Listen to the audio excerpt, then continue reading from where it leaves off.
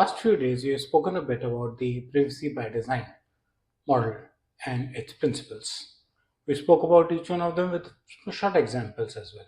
Now I'm picking up a complete case study, a real life case, where perhaps privacy by design principles, if implemented with the very basic logic of privacy first, would have prevented a lot of things. Welcome to my YouTube channel where you daily see new content on privacy. And as I said, let's look into a real life case study in privacy. So, this is a fast growing HR startup. They started up a new business and they are doing employee onboarding. It's a platform. So, they have multiple or hundreds of corporate customers that they are onboarding, both the customers and then their employees on a regular basis. The platform has captured employee personal data, and you know that HR captures a lot of personal data.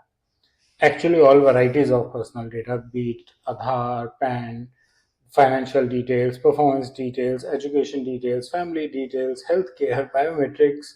HR captures a lot of them, right? So for about 100 corporate customers, close to um, around 80 to 90,000 records of employees, right? So actually, a very huge volume of data, and of course, including sensitive personal data was captured. What did they miss in the design? The startup, in a hurry to grow, in a hurry to launch services, they missed a few things. A, they collected a lot of data. That means they ended up collecting some of the information that they were perhaps not even required. But it happens a lot with HR. When HR starts collecting personal information, even of rejected candidates or during the interviews, and that information is actually not even required until the candidate decides to join your organization if he is hired. Access controls were weak. There was a hurry to launch the service. Developers could also have access to resumes, which was very dangerous. Developers had nothing to do with it. No retention policy. No one was monitoring whether the rejected candidates' data is being deleted or not. And third party storage providers, the cloud storage providers, there were no vendor due diligence there. No due diligence means, well, all in a mess, right? So, and of course, these are certain basic things that you need to implement, but they missed even as basic as encryption. So, the result of this, the cloud storage on which they were uploading the data was not properly configured. It got compromised. Getting compromised was very easy because role based access was not there. The damage could be larger because even the data was not even encrypted. So even if your data is encrypted, someone takes it away, hacks it away, still they won't be able to use it. But in this case, well, okay, encryption was not implemented, so data was not protected, and there is a breach. Simple public access storage without role based access, without encryption, there is a breach. Close to around 75,000 resumes, candidates' personal information got exposed. Was it misused? Not known. Did it get exposed? Yes. Potential of misuse? Well, all 75,000 people could get impacted, right? What would result immediately?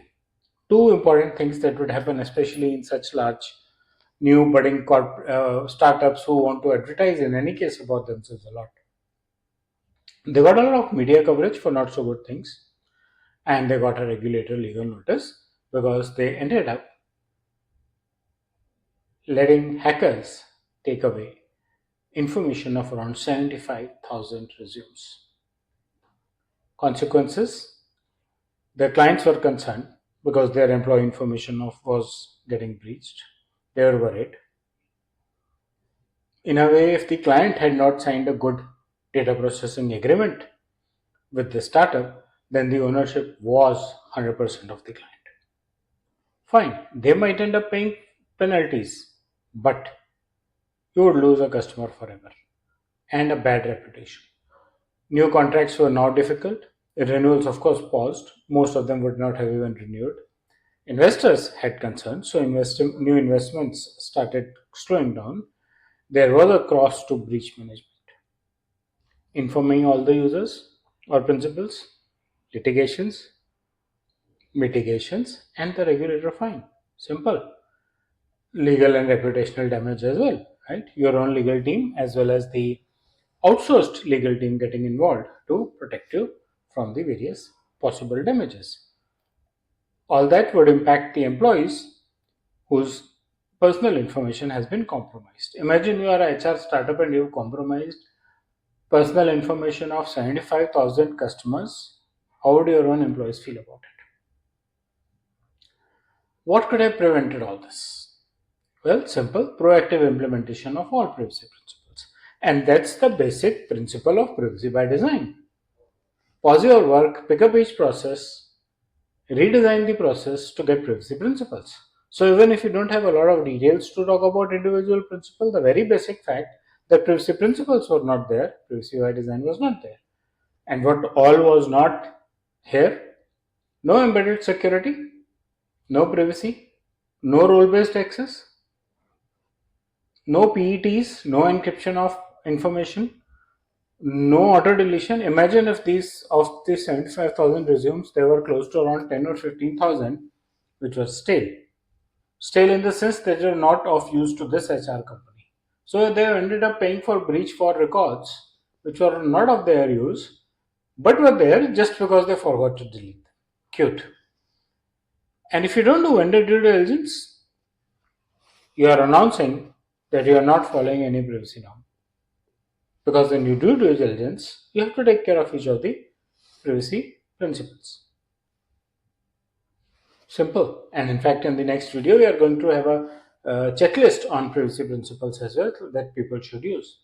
So, as a lesson learned from this particular case study, don't wait for your size or your scale that one day when I will grow up, I'll introduce these things. No, you should implement it immediately.